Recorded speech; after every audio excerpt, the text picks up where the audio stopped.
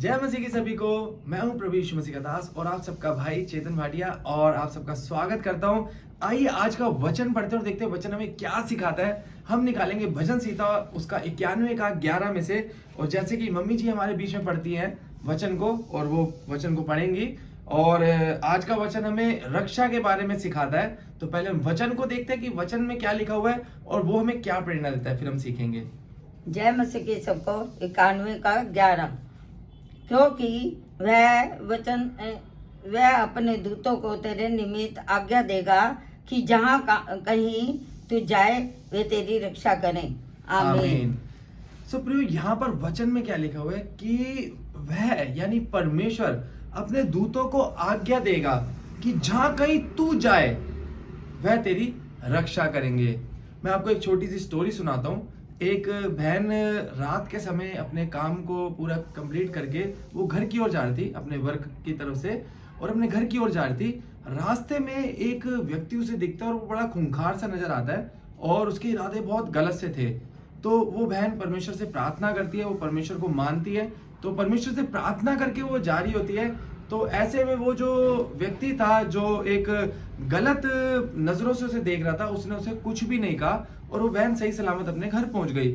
फिर अगले दिन सुबह जब उसके घर में न्यूज़पेपर आता है और वो जब उठती है और न्यूज़पेपर को देखती है तो न्यूज़पेपर में लिखा होता है वही आदमी उसी जगह पर उसने एक स्त्री के साथ एक दुष्कर्म किया, बुरा व्यवहार किया और उसे मार डाला और पुलिस ने उसे पकड़ लिया है। तो जब वो जेल में गया और उसके बाद उस बहन के दिमाग में आया कि मैं भी वहां से निकली थी, उसने मुझे क्यों नहीं कुछ बोला। तो ये जानने के लिए वो पुलिस स्टेशन गई और पुलिस स्टेशन जाने के बाद उसने पुलिस से रिक्वेस्ट करी कि मैं उनसे कुछ बात करना चाहती हूँ।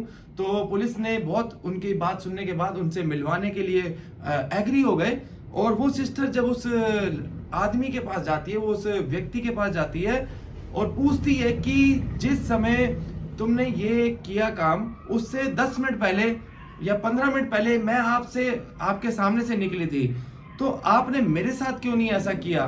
तो उसने एक बात बोली कि बहन, मैं तो तुम्हारे साथ ही करना चाहता था, तुम्हारे साथ ही मैं व्यवहार जो गलत करना चाहता था, लेकिन ऐसा हुआ कि जब तुम मेरे पास आने लगी तो तुम्हारे साथ दो बड़े बड़े श्वेत वस्त्र पहने सफेद कपड़ों में बहुत ही तगड़े और हट्टे कट्टे आपके साथ दो लोग चल रहे थे, दो आदमी चल रहे थे। तो मैं डर गया और मैं घबरा गया और घबरा करके मैं पीछे हो गया और मैंने कुछ नहीं बोला। तो वो बहन को वो बात याद आई कि उसने प्रार्थना करी परमेश्वर से और परमेश्वर ने उसकी रक्षा करी। तो यहाँ हम कहानी से सीखते हैं कि परमेश्वर से जब हम प्रार्थना करके निकलते हैं तो परमेश्वर हमारी रक्षा के लिए अपने दूतों को भेजते हैं। तो मेरे प्रियो, जब भी आप कभी निकले या कहीं भी जाएं तो परमेश्वर से प्रार्थना करके निकले, वो आपकी रक्षा के लिए अपने दूतों को आपके साथ भेजेंगे। आमीन। मुझे आशा है कि इन वचनों के द्वारा आपको बहुत कुछ सीखने को मिला होगा। प्रभु इन वचनों के द्वारा आपको बहुत आशीष दे। आइए हम प्रार्थना में एक साथ जुड़ते हैं।